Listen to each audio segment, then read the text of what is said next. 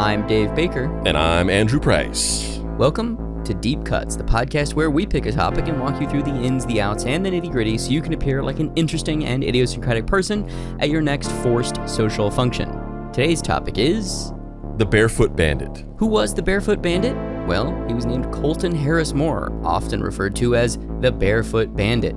We'll talk about his origins, his crimes, and how he even became something of a modern-day folk hero in this episode.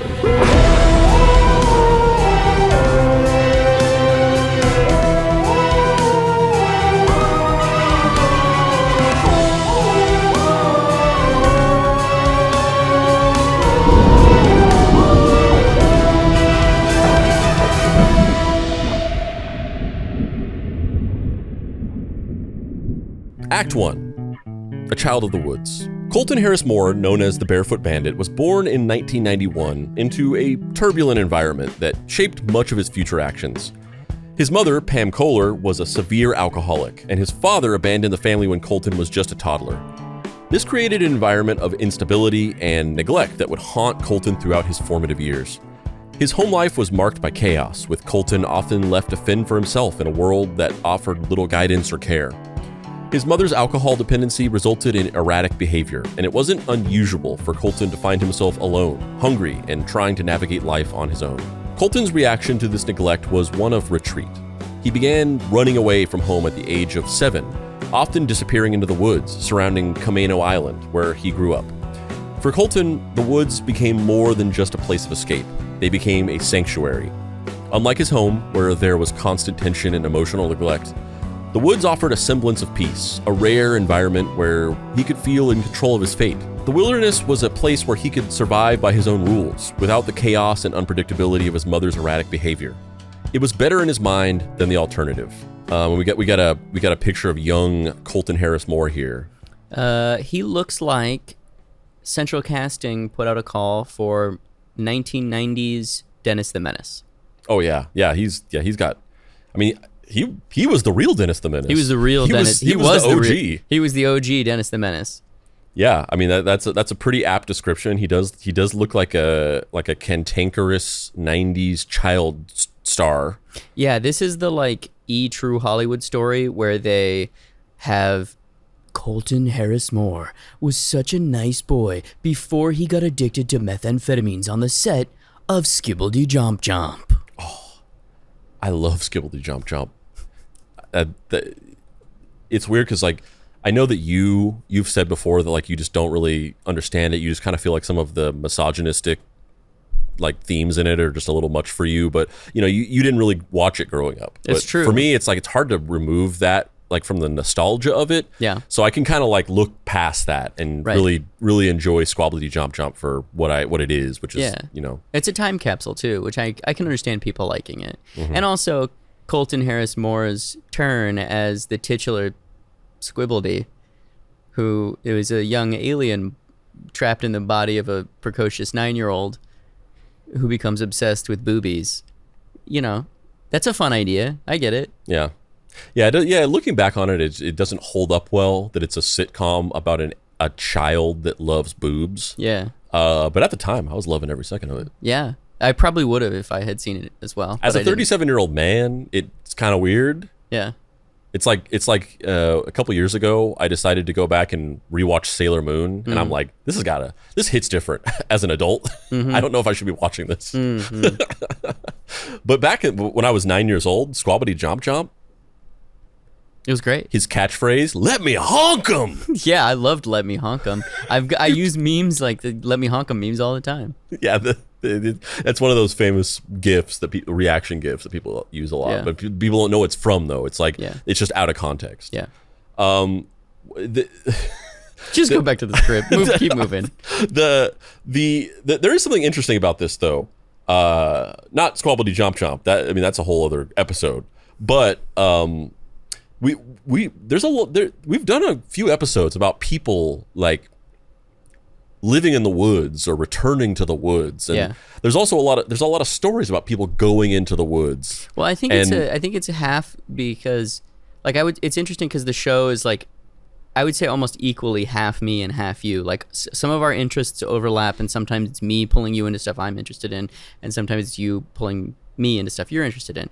And I think these shows, these episodes where it's like about a kid going into the woods and doing something weird, they're always you episodes. So I don't know what that says, but you love a guy going into the woods and reclusively doing a thing. Yeah, which I think, I mean, my thoughts on it, and I think probably the reason why I tend to gravitate towards stories like this is because I think there's something like primal and restorative about the idea of going into the woods and like getting back to some kind of primordial element of existence where you're completely shunning. Because, and it's funny because like there's a dichotomy there, because I love cities, I love technology, I like bleeps and bloops, I like flashing lights, but there's like there's a comfort to the idea of like escaping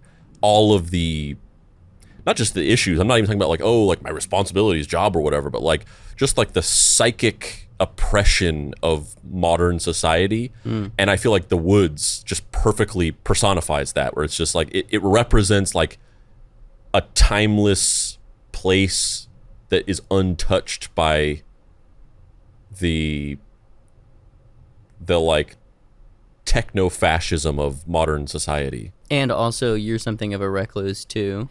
Yeah, and it's like a place where nobody is around. Yeah. Nobody will ever find you. Yeah. It's a metaphor for being truly alone and not being bothered. As Colton's childhood unfolded, it became clear that he was not just running away from home, but from a life that offered little hope or structure. His isolation deepened as he grew older. Teachers and neighbors observed him in dirty clothes, often underfed and looking unkempt. He was frequently seen wandering near the woods, showing signs of deep emotional distress. His truancy was well documented, with his school attendance erratic at best. Despite the efforts of social workers to intervene in his life, their attempts were largely ineffective. Colton managed to slip through the cracks, avoiding the institutional systems designed to help him. I was thinking about this the other day, because there was actually, I mean, I'm not going to like name names or get too specific because it's not my story to tell or anything like that, but there was actually somebody in the Discord who was asking about like, you know, how do you get somebody to not kill themselves? And I mean, that's obviously a really large question that requires a lot of context. You know, but I have a little bit of experience with that because one of my best friends from high school committed suicide. And I have a lot of complex emotional thoughts about that because, you know, in many ways, I kind of feel a little bit, I can't help but shoulder some responsibility for it because, you know, whenever I was in high school and a little bit out of high school, you know, he had like a very tumultuous family life, and for a time he lived with me because he just didn't have anywhere to go, and my parents let him live with us. And I, you know, helped him out in a lot of ways. But then over time, as you get older, you know, you kind of drift apart, and to a certain extent, you can't really, it's hard to like continue shouldering the responsibility of like helping somebody out of the whole of their life. You know, and then his life just went in a really bad direction, and that happened. And, you know, so it's hard not to feel like, oh man, I should have been there more, or I shouldn't have allowed him to drift away, or allow the stress of him in my life to like get the best of me and, you know, let him sort of get away from me. I was thinking about that a lot, and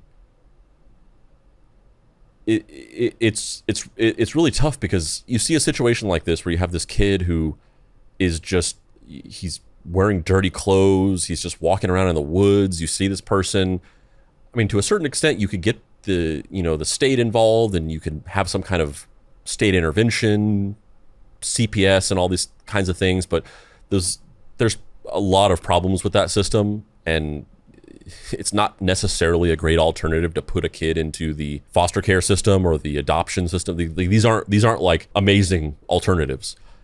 And so it ends up just being this really like dark situation where it's like you see people see young people who are just, they need help, but the only person who could give them help realistically is their parents. So it's like you're just at the whim of, like, if this person's parents suck, there's just not a lot you can do about it. You don't really have any power to really change the lives of other people. And so if they don't have a support system, there's not really a whole lot you can do, and that just feels really frustrating. Well, and also, some people don't have parents. Like that just goes to prove exactly what you're saying, of like there is such a cultural emphasis on having a familial support network that presupposes that you have at least one parent that gives a shit about you. And people literally just don't have that. Yeah, and it's like, and you want to help these people, and there's organizations committed to helping them, but even to a certain extent, they can't really do much. Yeah, because that's just how life works. Like, you just have to have a support system at the end of the day of people who are just like very directly and personally invested in you. And as much as another person might empathize and want to help you, short of adopting you into their family and allowing you to live with them and completely changing your life entirely, you're kind of powerless. Mm-hmm. And that just sucks. Like, I mean, we're at the beginning of this, so we're getting into this story, but it's kind of overwhelming to think about the fact that there's not a whole lot that anybody could have done to help this kid. Mm-hmm. And so what happened is what happened. And, it's because his dad left him and his mom kind of sucked. And that just really sucks. It's really hard to think about.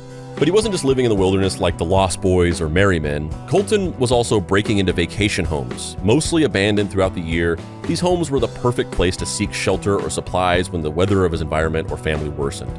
By the time Colton was a teenager, he wasn't just surviving in the wild, he was thriving. Imagine what it's like to be told again and again that you were never gonna amount to anything, all while you managed to feed and shelter yourself. It's an empowering idea to know that while everyone else your age is being cared for by adults, you care for yourself. We're already starting to see a lot of the tent poles of the traditional Americana folk story. Someone rising above their given circumstances like Johnny Appleseed or John Henry and making their own way throughout the world. As a people, we love an underdog, and for all intents and purposes, Colton is just that. Granted, Colton wasn't just a wild child with a hunger for freedom, he was also a curious and ambitious student of the world around him. He began reading books on engineering, mechanics, and aviation, often taking anything that might help him in his quest for knowledge. His curiosity was insatiable, and as he learned more, he began to experiment with the skills he was acquiring. When Colton stole, it wasn't always just for survival. It was to feed his desire to learn and push the boundaries of his own capabilities. He stole manuals, tools, and blueprints, immersing himself in the practical application of these new skills. In the woods, Colton had learned how to live on his own terms, but now he would apply those lessons to a much larger stage. It's interesting how the reflections in this story, and it's the reason why I wanted to do this story, but I told you this before, that this is like kind of a sequel to some previous episodes we've done, where it's kind of like the third in what I am calling the sad neurodivergent boy trilogy. That was David Hahn. Who was? David Hahn, who was a boy growing up in the 80s who had neglectful parents, and he became singularly obsessed with nuclear energy and chemistry, and basically over a period of years slowly accumulated the materials to build his own working nuclear reactor. And while he actually didn't accomplish that, because it probably was impossible, he did create a machine that essentially started dumping radioactive material out into his neighborhood, and it caused a whole EPA kerfuffle, and he got into a lot of trouble. And he's commonly referred to as the radioactive Boy Scout. Yeah, because he was in the Boy Scouts, and this was a whole thing that happened in the early 90s, and then his life kind of took a turn for the worse after that, and he ended up sort of dying of drug-related issues in his adult life after a couple decades of just hard living and struggles. And then the second episode was about Darius McCollum, who was a guy growing up in the 70s in New York City who was autistic, and he developed a deep obsession and love for subway trains and trains in general. And he ingratiated himself with the city workers of the New York public transit system to the point where they actually let him drive a train once. He got caught. He got in huge trouble for it. And then for basically the next several years of his life, he started stealing and driving trains and buses and getting arrested. And he would go to jail, and he would be in jail for years. And then he would get out, and then he would steal another train and drive it, and then he would get arrested. And that's just basically been the cycle of his life up until this very day, where he's currently still in prison for this. And this is like another episode in that same vein, where it's like, obviously there's a lot of similarities just narratively and logistically. It's this young boy who's neglected and develops a intense fascination with a certain thing, seemingly has this like deep appetite for learning about sort of mechanical things and building things and making things and creating systems and machines and things like that. And that's able to spiral out in a dangerous way due to neglect, essentially. But it's interesting how in all these stories it always has a very similar origin, where it's like a young boy who just like loved building stuff or doing science experiments or playing around with chemical compounds, which turns into basically a series of serial crimes, because nobody was ever like, hey, pal, looks like you like messing around with machinery and chemicals and stuff like that. Let's get you into a class or something. Yeah. And in that vacuum, they're like, I'm gonna fucking steal planes. So yeah, it's interesting how similar these stories are, and I'm sure there's other stories like this, but it's just striking how these three stories in particular are about like young boys who developed a level of like infamy and public notoriety because they were obsessed with making stuff, and then nobody cared, and then they turned that into acts of crime, which, I mean, you can kind of recognize why and also I think you as well would relate to that, in that, like, I could very well see myself having gotten into the situation if somebody didn't ever take an interest in the things that I was doing. Because I like messing around with science experiments, nuclear reactors, and I mean, I very easily could have gotten into that if there was nobody who was ever like, hey, you shouldn't fucking touch that shit because you could die. Here you go, Spandrew. On your birthday, we're getting you a lead apron. My bad. Don't use the lead apron to make a nuke, bro. Yeah, I mean, to a much lesser extent, I think back on, because like you can see it right there, but I've got a fume extractor. You see that yellow thing with the big hose coming out of it? I've got a fume extractor for soldering, because some solder doesn't have it, but a lot of cheaper solder has lead in it, and it's very toxic to breathe. And I think back to when I was in high school, and I was just in my garage, fucking huffing the shit. Yeah, I was sitting there soldering, raw dogging it. Like I didn't have a fume extractor. I was in a closed garage, soldering electronics. In my garage, giving myself lead poisoning. Seriously, I think back on that and some of the other stuff, and like messing around with like resins and things like that. And as an adult, I'm like, everything I know about it is like, you should never touch resin. Don't touch it. If you're working with resins like a printer or resin molding or whatever, you wear gloves. You wear an N95 mask with a filter. You suit up for war when you touch resin. When I was in high school, I was like fucking barehanded touching this shit. Yep. Because nobody told me, like, you can't do that. That's bad. And this is like the extreme degree of that, where like David Hahn, he had like sodium in a jar of oil in his garage, in his closet, because nobody was like, hey, that'll explode.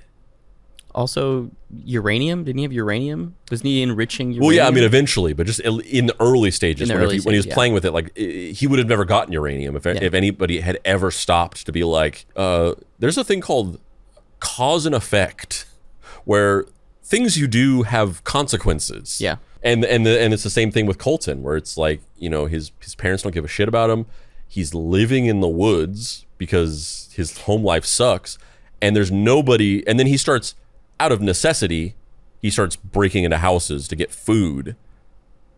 But it kind of works for him. It feels very like Commandy, Last Boy on Earth, but in modern day without all the fun talking animals, where it's just like one boy against the world. He's gonna steal some peanut butter and jelly.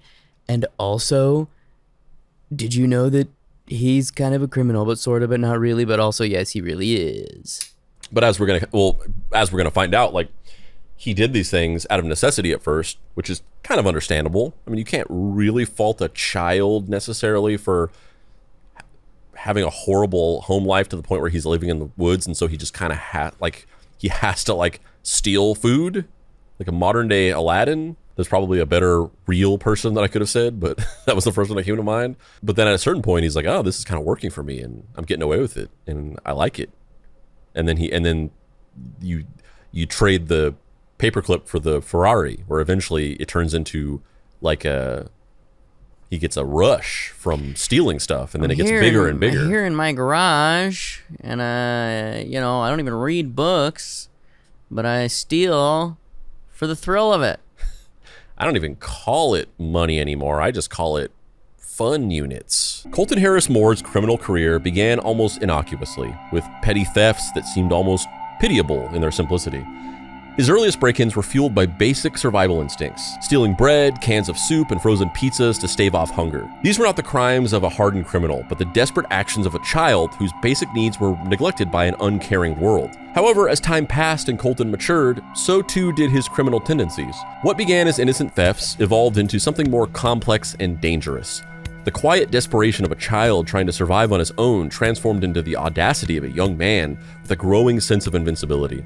And this is a more preteen or teenage Colton out in the woods taking a selfie. He looks like someone posting on a 4chan or incel message board. Yeah, and this is barely a joke because I feel like it very well just could have gone in this direction with the flap of a butterfly wing.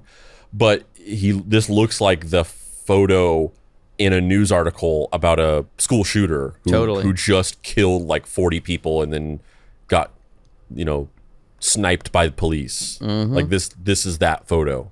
Yep.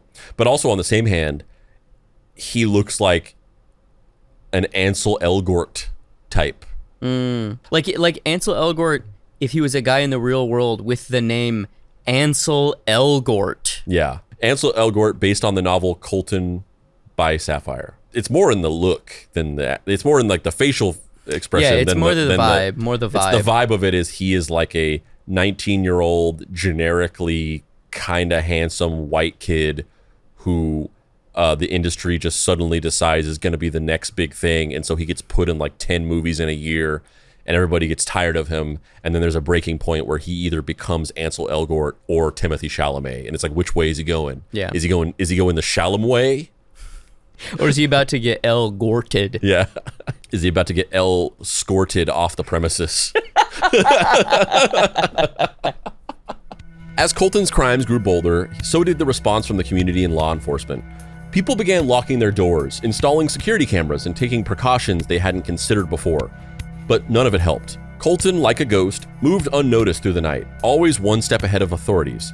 The police were frustrated. They were onto him. They could see the signs of his crimes, but every time they closed in, Colton would vanish into the surrounding woods, slipping away with an ease that seemed almost supernatural, but was really just the fact that he spent his childhood in those woods while others simply were there on hikes or stuck to the bike trails. Is it that he had a preternatural familiarity with the woods and was able to move around like a thief in the night because of how long he'd been there? Or were these just some shitty cops? Yeah, that couldn't catch a child. That couldn't catch a fucking. They were, fucking Andy and Barney Fife and whatnot. Yeah. Well, gosh, it looks like there's a Barefoot Bandit. Because this is kind of like this is the folklore around this, or like it's like the essence of this story is the fact that this kid was like so integrated with the woods that he was able to like seamlessly slip away from cops and always be one step ahead of them. And to a certain degree, like, sure, we're going to talk about that, and that's going to be kind of like the vibe of this. And also, I want to believe that because it's a cool story. But it also, there's a part of me that feels like that doesn't ring true. Yeah. And that I'm just reading a story about some really incompetent cops. Yeah. Yeah. Cops who are just like, I'm not fucking going in there. But I really want to believe the story of Kid Rambo. Have they ever made like a Die Hard but with a kid? I mean, I know Home Alone, but like, is there like violent Home Alone where it's Rambo but child? I think I don't know because I haven't actually seen the movie, and I haven't like seen a trailer for it in a long time, so I could be remembering it incorrectly. But isn't that kind of what that Taika Waititi movie, like something versus the wild? What is that movie called? Hunt for the Wilder People. Hunt for the Wilder People. Isn't that kind of what that movie is? Is like he's like escaping from the cops in the woods or something. I could be completely wrong. I don't think I've seen that movie, and that is not my memory of that movie at all. But it's been a number of years, and I don't really remember. I remember it's about a young I never boy. even saw it, but It's about a young boy who gets adopted by Sam Neill, and he's like, I'm grumpy Sam Neill, and I have no room in my heart for love. And the kid is so cute that Sam Neill so just not at all I'm like mixing it up with something different. Yeah, I don't think that's what that movie's about, but it's been a long time since I've seen it. So maybe there is like a sequence where you're they're like, yeah, it's been a couple of years. I think it was a heartwarming slice of life story about a child who's adopted by a curmudgeonly old man, and then they melt each other's hearts. And then you watch, and you're like, no, actually, it was Die Hard in the Woods. Yeah. Wow. Yeah, it could be. It could be. Honestly, I saw that movie when it came out, and I have not thought about it since. I have no problem being wrong, because all that means is that we can make Kid Die Hard in the Woods. Kid Die Hard in the Woods, yeah. While Colton might have begun as a more heroic folk hero, it's here Colton moves more to the anti-hero of folk. Colton's run-ins with the law were frequent, but his ability to avoid long-term detection was just as impressive. He was arrested a few times during his early teens, but each time, he managed to get out either by exploiting legal loopholes or through the sheer incompetence of those trying to contain him. He was too slippery, too elusive. By the time he turned 15, Colton was no longer just a petty thief. He was a fugitive, his face known across Washington state. To the police, he was becoming a boogeyman. Some John Wick-esque Baba Yaga that vanished into thin air. That aspect and his sort of kitschy, cutesy nickname, the Barefoot Bandit or Barefoot Burglar, lended itself to the developing folksy persona around Colton. While there have been a few crime scenes where bare footprints have been found, most of them were with shoes on. But that's not as catchy, and if there was one thing about Colton, he was, no pun intended, catchy. Colton's story captivated the public, and soon he had a following. True crime enthusiasts, amateur detectives, and rebellious teenagers began tracking his every move, following his exploits with a mix of fascination and admiration. Some saw him as a modern-day Robin Hood, stealing from the rich and outwitting the authorities with cleverness and cunning. Others, however, saw through the myth and recognized him for what he was, a deeply troubled young man, slipping through the cracks of society, desperate for attention and validation. His exploits had become more than just crimes.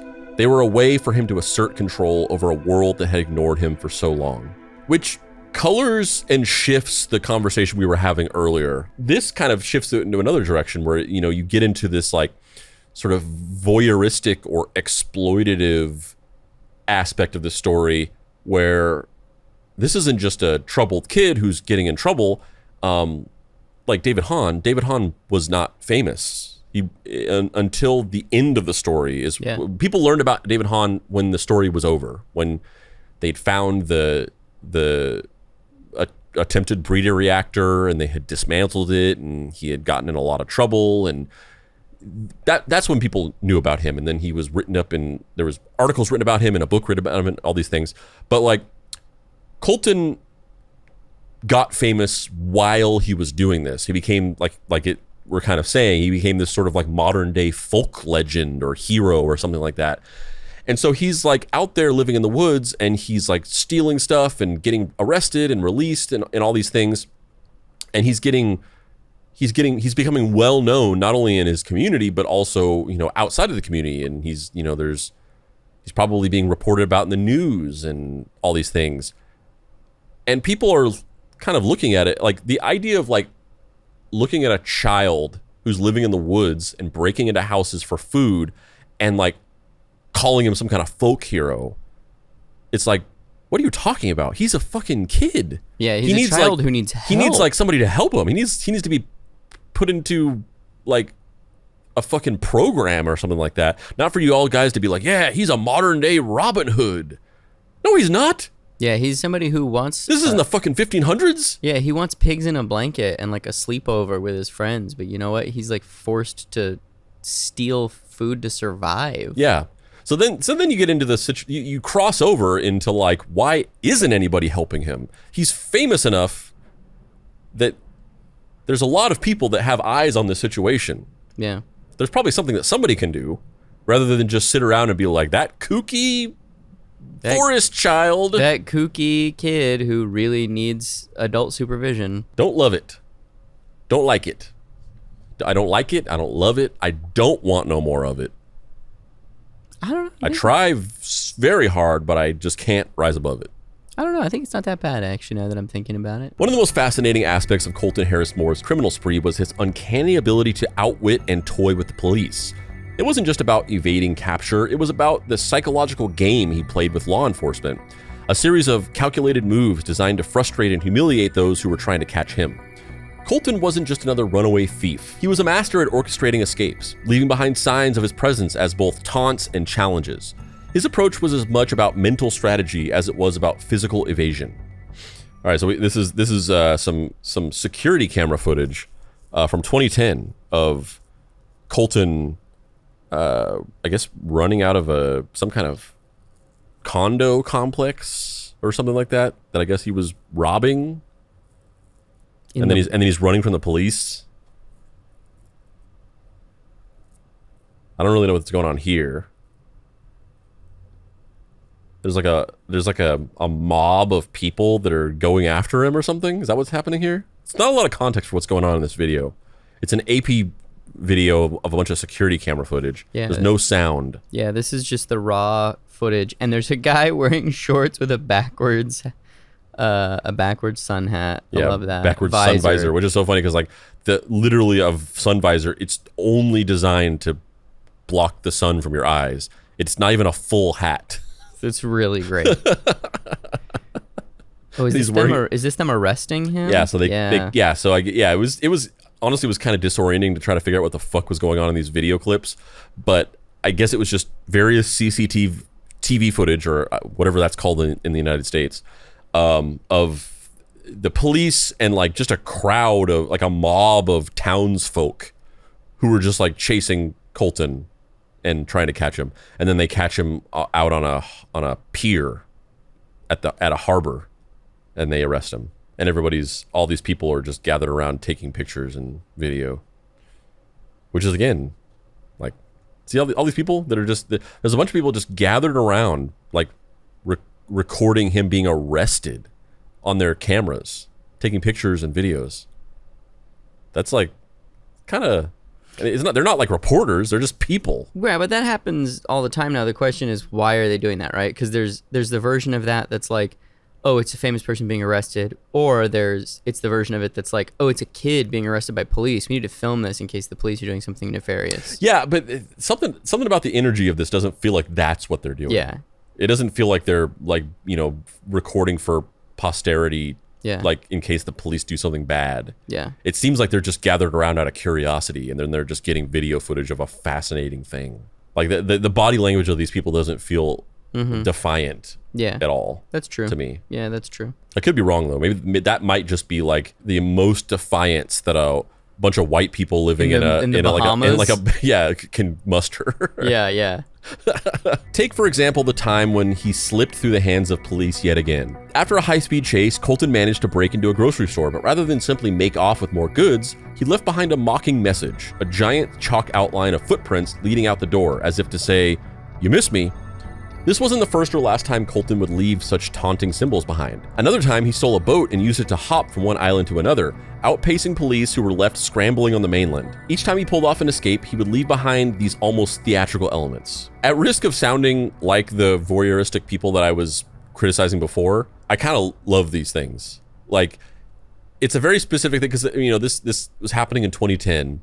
And it's one of those things where, going back to the thing of like, he's a modern day Robin Hood, which I was kind of criticizing before. These types of things don't feel like they can happen in a modern society because we have cameras everywhere and we have people with smartphones who are going to inevitably take out their phone and start recording anything that happens. So you can triangulate anybody's position or location anywhere, basically at any given time. And you'll have, you know, half of the fucking police force on your ass within minutes.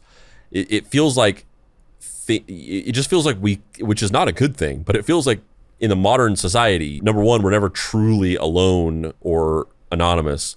And number two, you know, all of our actions are canonized. You can't do anything with it really in secret. Somebody will know. For the most part, people who carry off big dramatic stunts are inevitably caught. So you look at a situation like this, and it feels anachronistic. It doesn't feel like it's something that could happen in a modern day, where you have this teenager who's just like running around leaving weird calling cards for the cops and being like, "You almost caught me, coppers!" Like, it doesn't feel like this could happen. Yeah, he's like a mix of like a Batman villain and like the Artful Dodger, you know? Yeah. When it's like, the stakes of this are so inconsequential. It's kind of funny that the police are even really, I mean, obviously there's theft and property damage probably for some of these places that he's robbing that are rich people, but like, it's a fucking kid. Who cares? Yeah. He is the Artful Dodger, but the issue is that he didn't have a Fagin. That's true. He needed a Fagin. He needed a wildly problematic anti-Semitic stereotype, yeah.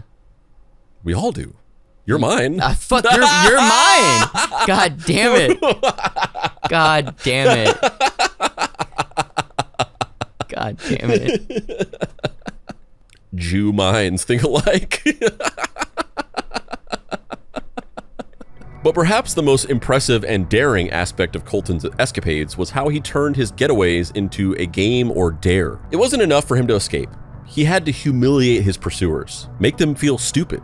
After one particularly close call during a high-speed boat chase, where Colton narrowly avoided capture, he left behind a note at the scene that said, "See ya," spelled C, letter C, dash Y-A. The message wasn't just a declaration of his escape. It was a promise that he would come back and this would happen again.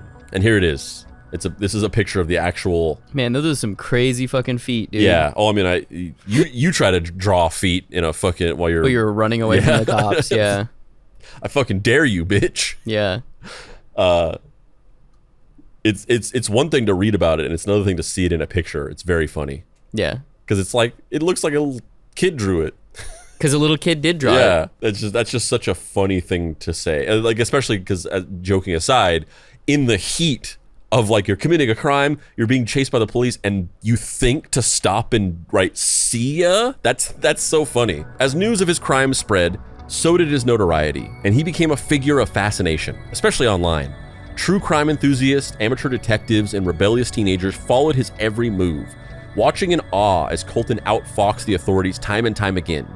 To some, he became a symbol of defiance, a modern-day outlaw who lived by his own rules and thumbed his nose at the system. If anything, he was just a little bit before his time. Like, can you imagine this happening today? Yeah. In the modern context of like true crime TikTokers and shit? Oh yeah. Like, he would be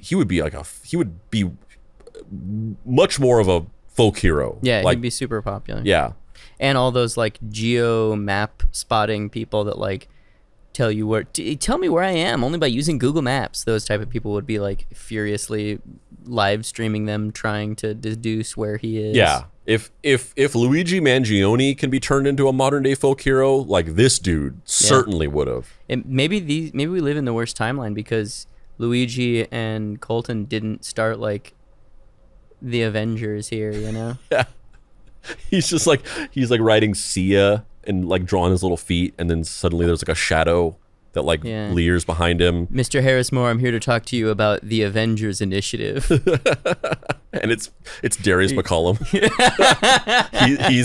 he's the Nick Fury. He's the Nick Fury, yeah. I mean, definitely Richard McCaslin has to be on this team of like domestic terrorist guys who are just misguided and need a hug. 100%. Yeah. So basically just Todd McFarlane characters. Yeah, pretty much. Pretty much. I'd pay good money to see a Richard McCaslin biopic where Todd McFarlane played Richard. Oh, yeah. I mean, I would too. It's my book. The Phantom Patriot. This is my book. The first thing I'm pretty sure I've said this already on the show, but the first thing you ever did is do a Todd McFarlane impression. Did that? Yeah. It's so funny that you're saying this because we've already had this conversation. I'm sure we have. So to the listener, they're like, yeah, you told this story on like episode 170 or something like that. Yeah, I'm sure. That was the first thing when I first met you. I met you downtown. Yeah. After avoiding you on the train. Right. Yeah. I met you at Grand Central Market. And you handed me a hard drive to edit a pilot. And then you just, for some reason, launched into a Todd McFarlane impression. That sounds like something I would do. And I was like, this guy's a little too overzealous to start launching into impressions. Is it overzealous, or is it I'm just living my truth? Oh, I mean, maybe there's something to be said about the fact that your truth is embodying a different person. Yeah. Yeah, there is. And what of it? Yeah. You got something you want to say? Are you implying something? I'm pretty sure I was. Oh, okay. Well, what was it? I'm pretty sure that's the phrase "there's something to be said about." Yeah. By definition means I was implying something. Yeah, I'm not picking it up. You want to spell it out for me, big boy? I don't know what you're talking about. I mean, I don't know. That's a whole episode. We got to do an episode. It's just a supercut of everyone's Todd McFarlane impersonations, and we're grading them. But it doesn't say anything about their interior lives, does it? It's just it's just a McFarlane impersonation ranking episode. It's just you saying that over and over, like the impressions mean nothing. Yeah. It's just a fun thing to do, guys. It's just a fucking silly thing to do. It's just a silly little thing for a silly little guy. Yeah, that's all I am. The irony of Colton's growing legend, however, was that his world was shrinking. Each crime he committed, each act of defiance, only drew more attention to him. The net around him tightened with every heist, and while his ability to escape seemed limitless, the walls were slowly closing in. His legend, through captivating, couldn't last forever. The law was coming for him.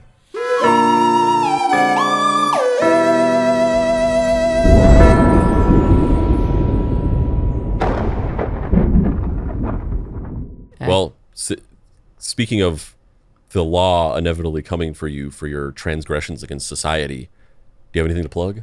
Yeah, I do. I made a book. Top Shelf published it. It's called Mary Tyler Moorhawk. It's a strange hybrid novel, graphic novel project. Took me like 5 years to make. It's about a guy named Dave Baker, 100 years in the future, who's obsessed with a TV show that was adapted from a comic book series, also called Mary Tyler Moorhawk. And the book kind of transitions from you're reading issues of those comics to you're following this journalist 100 years in the future as he's trying to figure out why the show got canceled. I think it's pretty chill. At any point, does this Dave Baker do a Todd McFarlane impression? That's a good question. There's definitely Image Comics references. I don't know if they're... In fact, I think like on page 1, the word Image Comics appears. However, I don't think anyone does an impression of Todd. The Todd father. I think we've definitely talked about this before. I've definitely talked about it with Brandon because he's also somebody who has a fascination with Todd McFarlane. But have I ever told you about my conspiracy theory that I don't think Todd McFarlane knows how to draw? Oh, fascinating. Tell me more. Because in every instructional video he ever has done, he'll be like, all right, so you do like this, and he'll like scribble like a shitty little thing, and he'll be like, but we don't have time to do it for real, so I'm just gonna do it like this for now. Yeah, and he does that in every single one of them. 100%. And I've never seen him draw for real. He always like comes up with some like offhanded like, we're in a rush, so I'm just gonna do it like this, and then he draws like a shitty little stick figure. Yeah. And I'm like, can he draw? Is it his wife doing all this stuff? Is he a Tony Wong type guy? I hope it's Wanda. Yeah, that's amazing. I mean, you're onto something there. In fact, you might be so onto something. You might want to take this opportunity to take the attention that Hot Take is going to get you and direct it towards your own stuff. What do you have to pimp? Yeah. If you want to get my book, that I don't even have to pretend like I drew. I didn't fucking draw it. I wrote it. Yeah. Guillermo Villarreal drew it. That's right, Big G. But maybe Todd McFarlane's wife drew it. I don't know. I don't know. I don't know what he's doing over there in Venezuela. You can go to dapricerights.com and get Deadbolt a Private Eye, which is a book about a robot detective in the future solving crimes and dealing with existential ennui. That sounds great.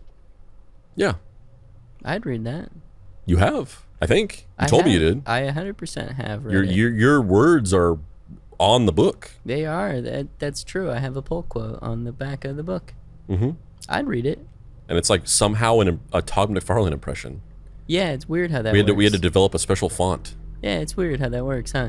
And right after my name, it says Dave Baker, the Spawn logo, and then in brackets, Mary Tyler Moorehawk, and then another Spawn logo.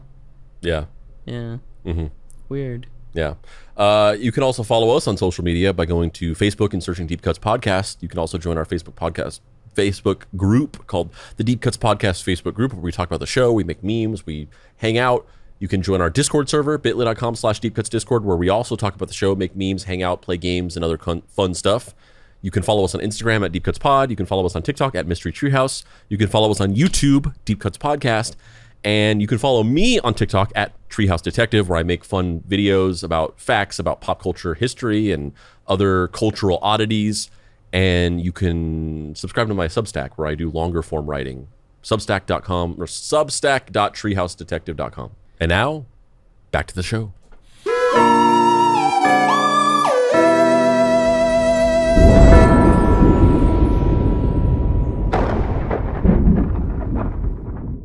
Act 2.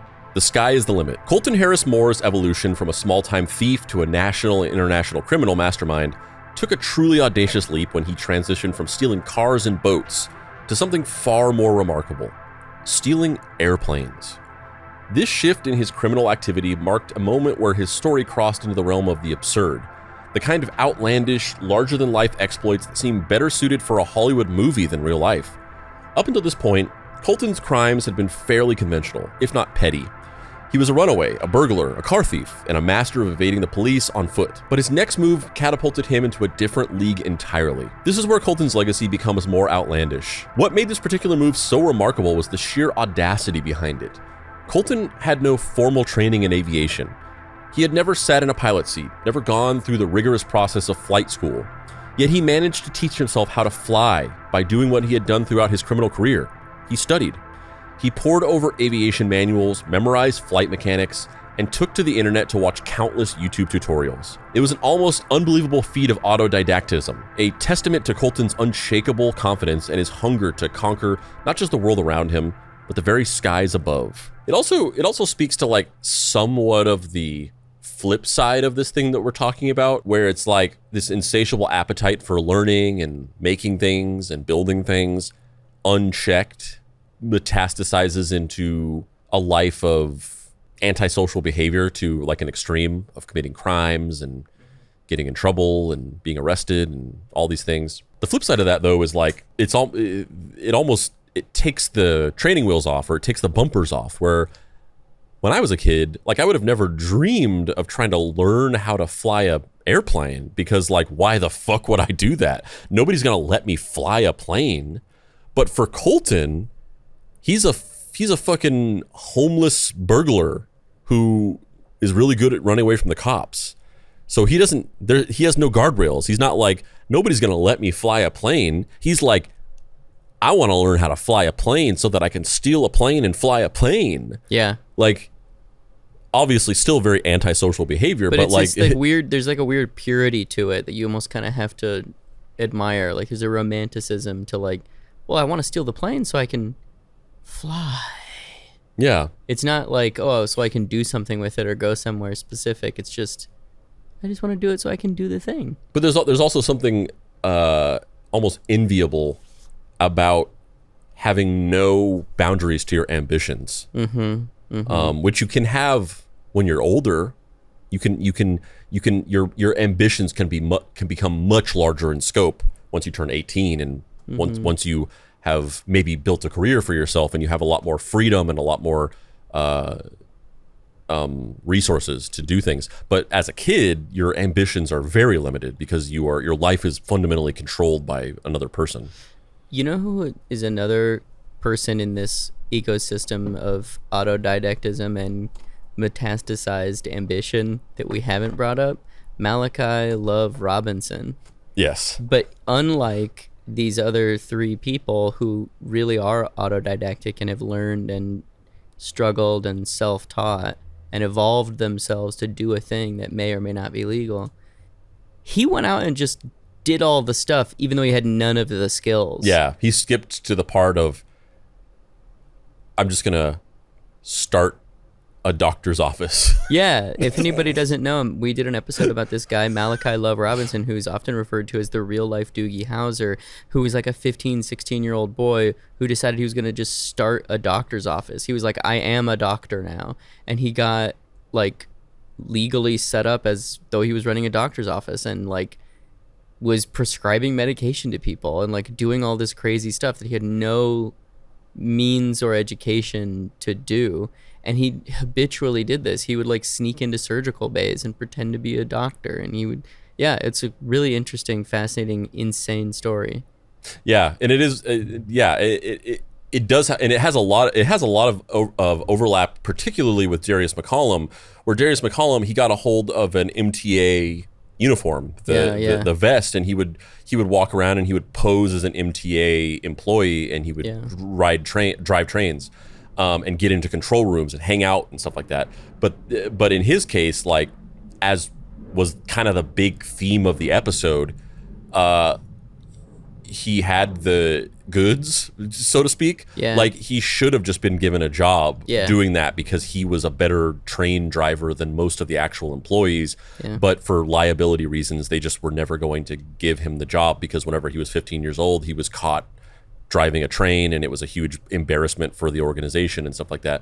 But Malachi Love Robinson did the same thing, where he would get like a doctor coat and get steal credentials, and he would go into ERs and walk into certain wards and just, you know, pretend like he was a doctor there. The only difference is that if you were like, oh, Malachi, you're needed in emergency surgery stat, he would walk in and just be like, and just kill the person. Like, he had no clue what he was doing. Yeah, totally. Which kind of makes him, I think, maybe not the most interesting of these people, but very compelling just because of that. Like, you have to respect, you know, Colton or the other two because they really put the time in to be able to do the thing. And there's a level of obsession that you and I both relate to in all of these people. And then there's the byproduct that they are then given this identity of criminal, or given this identity of, you know, Boy Scout who made a nuclear reactor or whatever. And the thing that's so fascinating about Malachi Love Robinson is that he didn't want to do any of the work, but he desperately wanted the identity. Where these other people, they wanted to do the work, but they didn't want the identity. And that dichotomy there is really fascinating. Yeah, he probably loved the idea of being called the real life Doogie Howser. Yeah. But he was in no way, shape, or form the real life Doogie Howser. No, he was a fucking criminal. Doogie Howser was, the whole concept of the show was that he was the world's youngest doctor. Yeah. Who, like, because he was so smart, he was able to go to college early, and then he was able to graduate from medical school by the time he was like 15 or whatever it was. Yeah. That's not what Malachi Love Robinson was. He didn't do a shit. He didn't do shit. Yeah, if Malachi Love Robinson wanted to learn how to fly, he would have just listened to the song Learn to Fly by Foo Fighters and then just got on a plane. Yeah. Yeah, he would have been playing Fly Like an Eagle by the Steve Miller Band in the cockpit, being like, here we go. He was no longer confined to the ground. Airplanes represented a freedom he had never experienced before. The ability to transcend the limitations of roads, fences, and police barricades. It wasn't enough for him to steal cars or boats anymore. He wanted to conquer the sky. And so, in what seemed like a moment of reckless ambition, he did exactly that. Colton's first attempt to steal an airplane was, to put it mildly, an act of reckless hubris. He stole a Cessna 182 from a small airport in Washington state, completely alone and relying solely on his self-taught knowledge of flight mechanics. The attempt was, in essence, a suicide mission. Colton had no formal training, no real understanding of the practical complexities of flying, but he somehow managed to get the plane into the air, an impressive feat in and of itself. even though his control was minimal. Naturally, the landing didn't go as planned, or at least to any reasonable plan. Colton crashed the plane, but kind of surprisingly, he wasn't deterred. Instead of giving up, he simply dusted himself off, learned from his mistakes, and moved on. This crash landing, rather than serving as a cautionary tale, only propelled him further into the world of high-risk crime. And this is the thing where it really just pronounces the thing I was talking about before, where it's like, I can't believe this has happened in a modern context. Because it was already crazy enough that Darius McCollum was like stealing trains, but at least with that, like, obviously subway trains a little bit more accessible. They're, you know, the vehicle is just out in the public. And also, notably with Darius McCollum, these were like short bursts of like, he'd steal a train, he would go on a joyride for like 5 minutes and then immediately get arrested and then go to prison for like 2 years. So it's like, it was crazy that he was doing it, but it still felt like it was within the boundaries of that thing I was talking about before, the sort of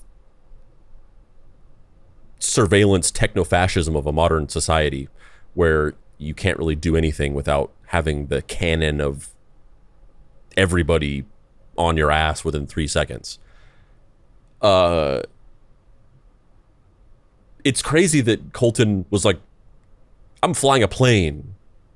Like he was able to get on the tarmac. He was able to get into the plane. He was able to get it into the air. A plane takeoff is a long and how does one even arduous task. How does one even get the keys? You know, like literally, like how, like that's there's so many logistical hurdles that have to be overcome that it boggles the mind. Yeah, it's one of those things that it feels like it just couldn't happen. Like I don't know how I, as a normal ass human, would steal a car, let alone a fucking airplane.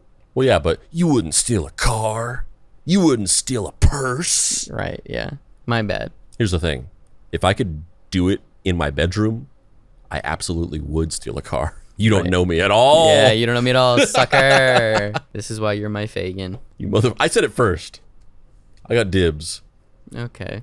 Does that make you Artful Dodger or one of the other kids? Are you Oliver Twist? Not that little bitch. I've never seen you ask for more. For more? I've never asked for more? No, I've never seen that. Yeah, you're right. I don't remember the names of the other kids. I'm sure there are more. Lil Lenny. Over the course of his 2-year crime spree, Colton managed to steal at least 5 different airplanes. Each time his technique was the same.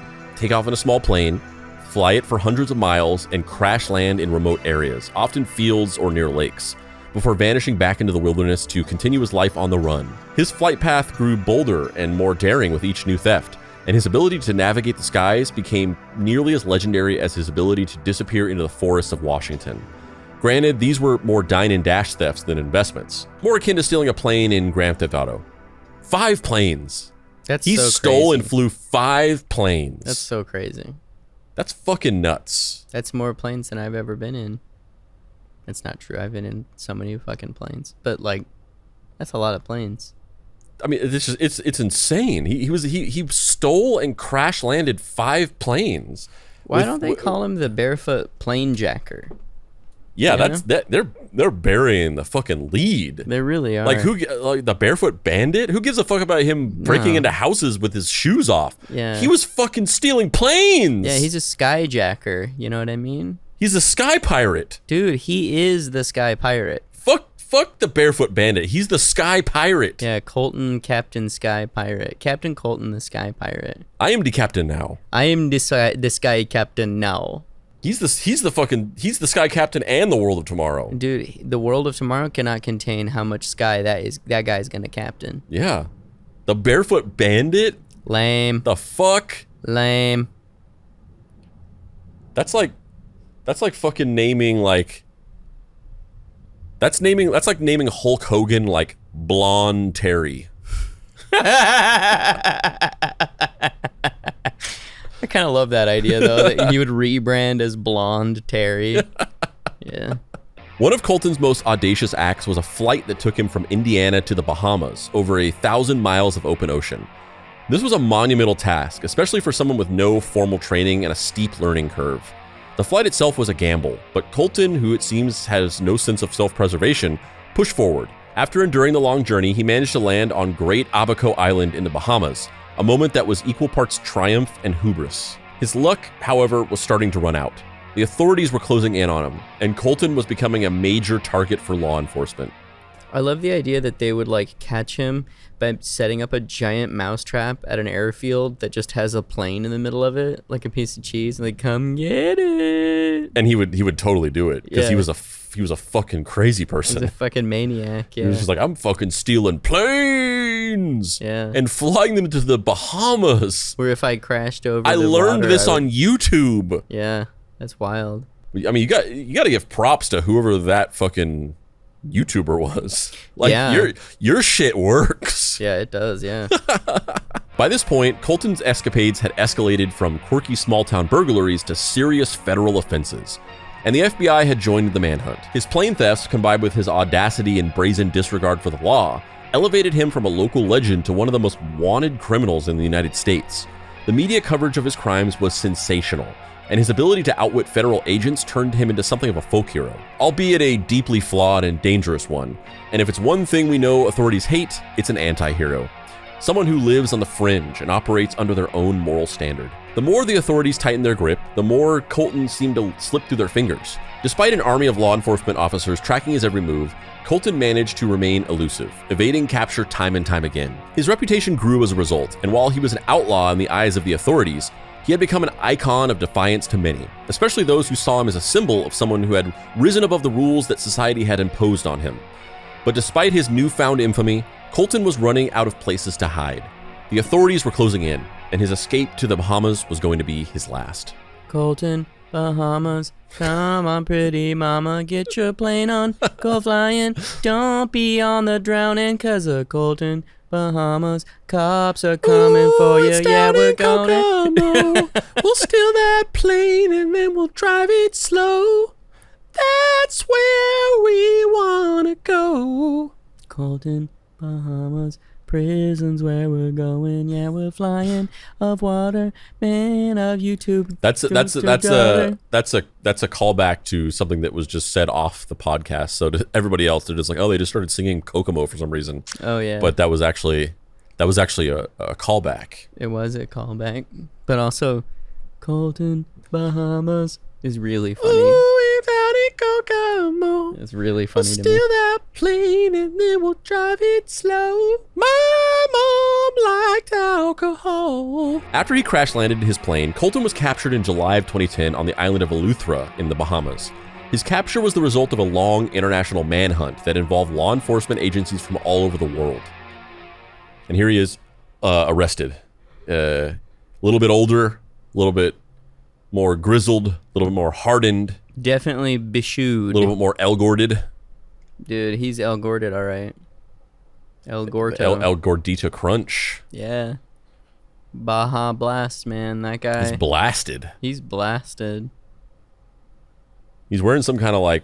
He's wearing, That's to keep the angry pilots who are upset that all their planes got jacked from shooting him. He's wearing a black vest. Yeah, that's so interesting. Yeah, because a lot of times when they perp walk certain criminals, they have them wear bulletproof vests because there's a genuine risk of some angry person shooting them because they've murdered a beloved figure or they've done some horrible thing to a child or something like that. They've got Colton wearing a bulletproof vest. And I guess, yeah, disgruntled pilots or something. Yeah, like, dude. Yeah. Once arrested, Harris-Moore was extradited to the United States, where he faced a multitude of charges. These charges included theft, burglary, and the illegal use of aircraft. Due to the severity of his crimes and the public interest surrounding this case, he was held in a federal detention facility while awaiting trial. In 2011, Harris-Moore pled guilty to a series of federal charges. Also, can I just say, and maybe this is slightly insensitive. I don't mean to offend blended families or, more progressive ways of thinking about family dynamics, but his dad abandoned them whenever he was a child, and his mom was shitty. Drop the hyphenation. It's just make your name easier. It's not like you need to pay respects to your parents. They both sucked. Just drop one of the names. He should just change his last name to Sky Captain. Yeah. Colton Sky Captain? That's a good name. That sounds like a character from Death Stranding or possibly a Dave Baker book. I consider it an honor to be name-checked alongside Kojima-san. That's why I said it. There's a part of me that just died of cringe. I think it's really funny when people on the internet refer to Japanese creators as something sensei or something san. Like, I get it. You're trying to be culturally sensitive. But also, it's a little... Well, I don't know, guys. The honorifics thing, I do call you Dave-chan. That's true, but that's because I'm adorable. Mm-hmm. Yeah, it feels right in that context. All of these things are contextual. Speaking of, like, looking back at, like, cultural touchstones, it's really interesting to read, like, editions of manga from the 90s, because you don't get this now. But if you read any 90s or even early 2000s edition of any manga, there's, like, 3 pages at the beginning that are, like, you got to read it left to right. You got to read it left to right. These are the definitions of Japanese honorifics. Throughout the book, you will hear people referring to certain characters as something san or chan. Sun means like this, and chan means like a cute little person. Yeah. And it explains to you all these cultural things that, like, now, as you're saying, knowing people on the internet won't stop saying those things. Yeah. And they'll be quick to correct you and be like, actually, you would refer to this person as a you wouldn't refer to this person as a san, you would refer to them as a senpai. In 2011, Harris-Moore pled guilty to a series of federal charges, including the theft of aircraft, vehicles, and boats. He also admitted to committing a number of burglaries. As part of a plea agreement, he avoided a lengthy trial, and his sentencing was set for later that year. On December 7th of 2011, he was sentenced to 6.5 years in federal prison. While the sentence was relatively short compared to the scope of his crimes, it reflected his cooperation with the authorities and his age at the time. Additionally, he was ordered to pay restitution for the stolen property, though it is unclear how much he was able to repay. While in prison, people were and still are fascinated by the guy. During his time behind bars, he began to express remorse for his actions and seemed to recognize the consequence of his crimes. He also used his time in prison to educate himself further and to develop a more positive outlook on life. In 2016, after serving approximately 5 years of his sentence, Harris-Moore was released on parole. His release sparked mixed reactions. Some people believed he had paid his debt to society and was deserving of a second chance, while others felt that his actions had caused too much harm for him to be forgiven so easily. Since his release, Harris-Moore has largely stayed out of the public eye, though he has occasionally made headlines for small business ventures and trying to raise money to get his pilot's license. Colton Harris-Moore's story is an unusual and tragic one. On one hand, he was a criminal, a fugitive who became infamous for his string of thefts, his daring escapes, and his ability to outsmart law enforcement for years. On the other hand, his actions also led to him being seen by some as a folk hero, a modern-day outlaw who defied the odds and thumbed his nose at authority. He was a symbol of defiance, a teenager who took on the world despite what the world around him said. After serving his sentence, Colton has attempted to rebuild his life, a process that has been as complicated as his rise to fame. He has expressed a desire to use his skills in a more positive way, with a particular interest in aviation. The idea of a former fugitive turning his life around is compelling, but it remains uncertain whether he will be able to fully realize that potential. The specter of his past criminal actions will likely follow him for the rest of his life, and whether he can overcome that history to build a legitimate career remains an open question.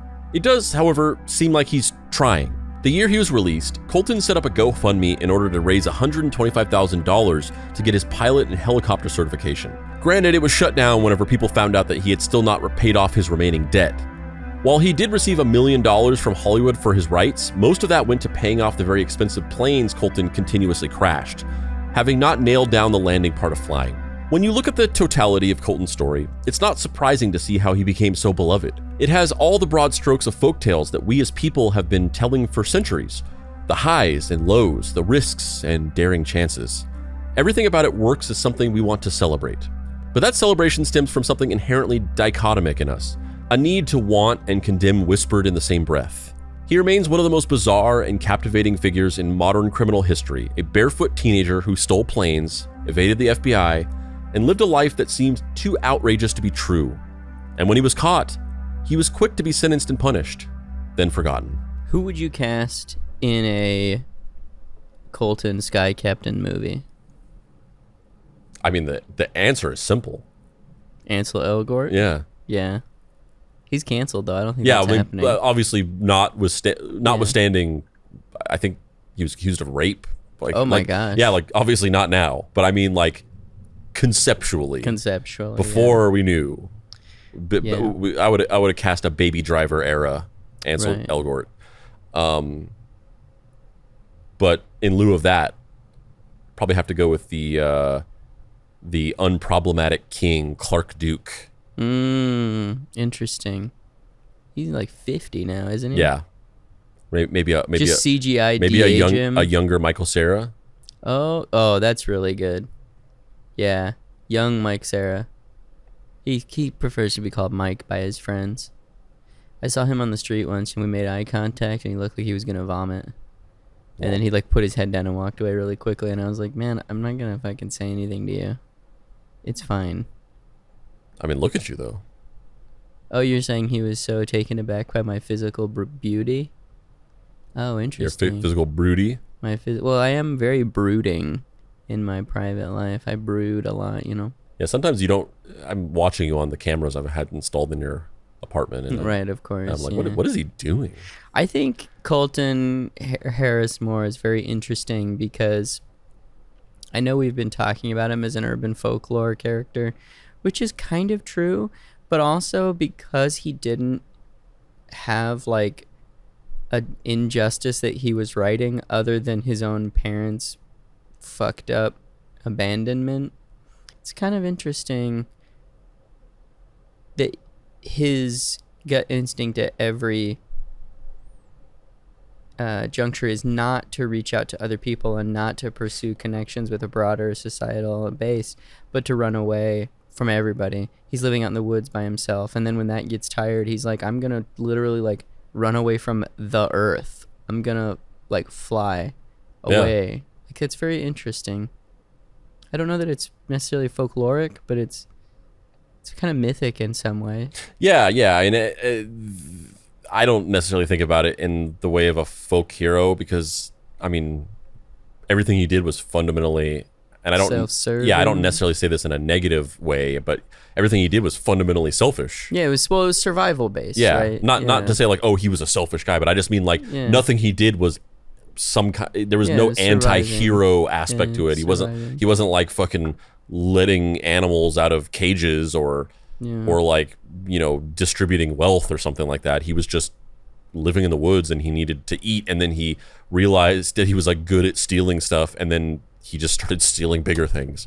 But what I think about it is just more like it's I mean, aside from, as you said, aside from the other elements of it, the more kind of like personal human elements of a young kid who is neglected by his family. He has no support system.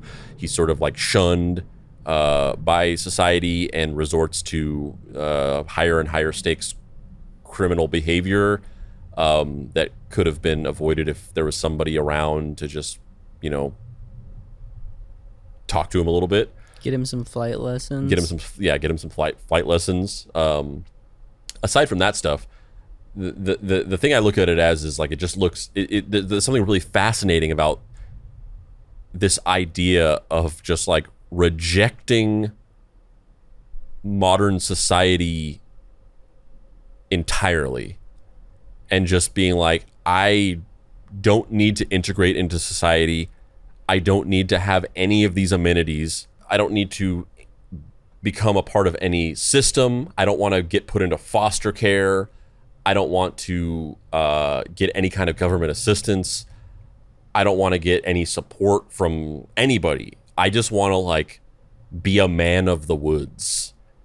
There's something just very fascinating about that, and it's like, I mean, it's not something that I would want to do. Certainly not when I was a teenager.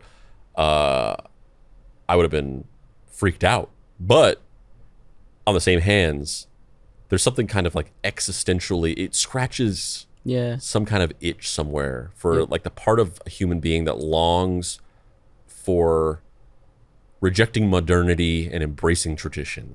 Yeah, I think they call that the Unabomber paradox. There's a Unabomber in all of us. I know there is for me, but that's because I Don't like Columbus, Ohio? Where did that happen? I don't even remember. I don't know what joke I was making. It's not a good joke. I don't condone violence. That shit sucks. It's because you like hoodies. I just love hoodies. I'm just a big hoodie fan. Well, any final thoughts on this bad boy? I mean, yeah, basically that. Basically, you know, I feel for people like this. It's obviously just like a big area of fascination for me. It's a story that I gravitate towards. And this isn't anything new. I think I talked about this a lot on previous episodes, but it resonates with me so strongly because I see myself in these people a lot, and it almost feels like what could have been if totally. if things were just slightly a little bit different. Because for me, it's like my home life was nowhere near this bad. Yeah. But it wasn't great. Sure. So it's like it's even more that, because there's certain people who are just like, yeah, you know, I could have been like this, but I had a loving, supportive family who blah blah blah blah blah. For me, it wasn't necessarily that. It was like maybe somewhere in the middle. So that becomes even more pronounced, where it's like I was on the precipice of this, maybe. Yeah. And then I also have, I have members of my family who stole planes. I mean, stole stuff. Oh. Who are almost like they're the next link in the chain of that. Of like, I was this way. My cousin was like somewhere in between me and Colton Harris. So Harris-Moore, that's what it is. Colton Harris-Moore. And so you see that and you're like, man, and then that becomes even more of a like, oh, well, this is how close I was to this. Yeah. And so there's something that resonates with me very strongly about stories like this, where you just really you can empathize completely with a person who you can really just relate to the way that they looked at the world, the way that they got fixated on making things and learning and getting lost in a process, and maybe not having the greatest like coping skills and mechanisms for the way that the world just tends to be at a mainstream level. And my heart longs for, I think I've talked about this before, but I think because I didn't really have a strong father figure, as I've gotten older, I have this weird thing where I just want to father people that I feel like just I look at people and I see a similar thing to what I experienced, and I'm just like and it's maybe not me, but somebody, but like I'm me, so if somebody needs a dad, I could be that dad. Like I could be your Papa Price. That's a thing that I feel at the core of my being frequently. And so, it is funny that, you make the jokes about, I'm Papa Pricey, and part of that is just because I'm literally a dad. It's not like you accidentally hit on some psychological thing. Like you're just joking about the fact that I'm a dad. But it is also like that is something that has been a recurring psychological aspect of my interior life for many years now. Well, also, let's be real. I know you well enough to know those things. Yeah. Too. But yeah, and that, that's just that I see these stories and I'm just like, maybe not in a directly literal sense, but I have this strong feeling of like if I was there, this wouldn't happen. if I was there, this wouldn't have happened. That's a perfect way of describing it, because it's not like, oh, I want to be your dad. That sounds weird. No, but I could have helped you. Yeah. Yes, yeah. If you could be the dad to any one of the four people that we've talked about in this episode, Malachi Love Robinson, Colton Harris-Moore, David Hahn, or Jabroni with the trains, which one would you? Definitely David Hahn, because I mean, for the mere reason that like I feel like out of all of them, his life was objectively the worst one. Yeah. And it also ended very tragically. Super tragic. And also, if anybody in his life had like given two shits about him at key junctures, things could have been so much better for him. Yeah. And in a way, like Colton, what he was doing could potentially have been more catastrophic. Yeah. I mean, he was fucking flying planes. He could have. He flew over the Bahamas. He could have waters to the Bahamas. He could have killed so many people, and like David Hahn could have as well. But like he might have though. We don't know how like it. Yeah, the long term effects of those yeah. radiations, like that could have really fucked people up. Yeah, but probably did, honestly. Yeah, we'll never really know. Yeah. There's no way of like really connecting those dots. What if we went on a road trip and found every single person that lived in that apartment complex, and we got to the bottom of it. We figured it out. And we figured it out, Tune in next time. Certainly something worth pursuing for somebody out there. Yeah. Of like someday, 10, 15 years from now, circling back and seeing if there's some kind of correlation between like a higher cancer rate based on like proximity to his house. Yeah. But all that aside, Colton seems like he, for better or worse, stuck the landing a bit. He couldn't land those planes for shit. Yeah, he couldn't land those, but he served his time. He got out of prison. He reformed himself. Now he seems like he's kind of a functioning member of society, at least as far as we know. There's not really a whole lot of information about him, but as far as we know, made $1 million on a life rights option. Yeah. Whereas that stuff didn't quite happen for David Hahn. So yeah, I guess it would be him. Well, on that note, I'm Dave Baker. And I'm Andrew Price. This has been Deep Cuts. If you'd like to find me on the internet, you can do so at heydavebaker.com. Andrew, where can people find you on the internet? You can get my book, Deadbolt AI Private Eye, by going to DA's Price Writes. It's in my shop. It's a book about a robot from the future solving crimes. And you can also follow us on social media by going to Facebook, searching Deep Cuts Podcast, joining the the Deep Cuts Podcast Facebook group. You can join our Discord server, bit.ly.com/deepcutsdiscord. You can follow us on Instagram at Deep Cuts Podcast or Deep Cuts Pod. You can follow us on TikTok at Mystery Treehouse, and you can follow me on TikTok at Treehouse Detective, and you can subscribe to my Substack, substack.treehousedetective.com.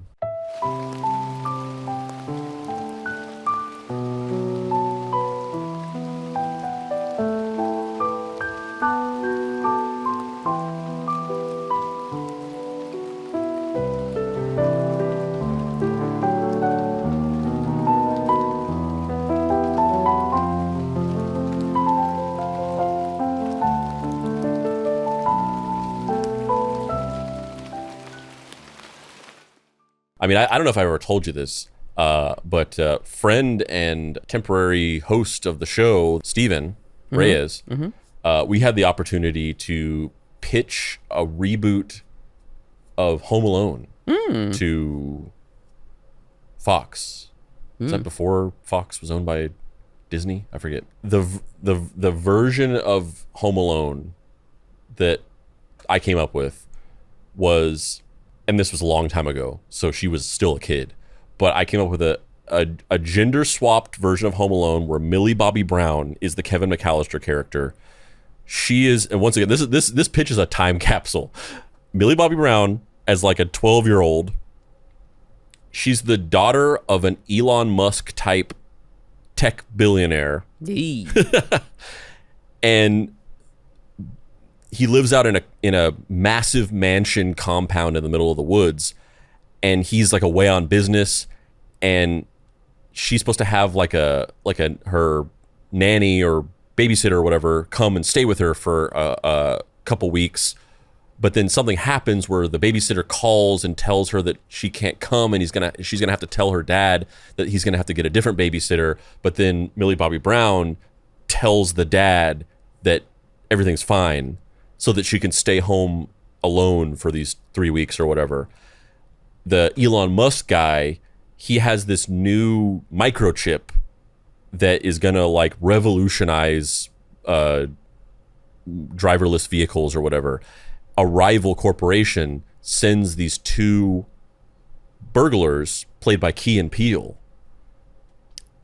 I'd watch this movie in 2012. You're feeling this? In 2012. You're feeling this? In 2012, I would have felt this. To break into the mansion, thinking that he's gone, and then it becomes Millie Bobby Brown running through the woods, fighting Key and Peele by creating a bunch of like tech-based booby traps with like drones and shit. Yeah.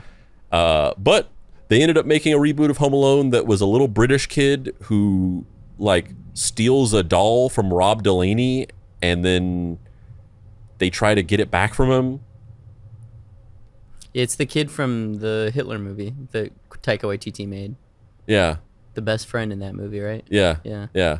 And I was like, man, the Millie Bobby Brown movie would have been way better than this bullshit. Yeah. But it would have also cost $300 million more than this. So I guess I get why they didn't do it. Yeah.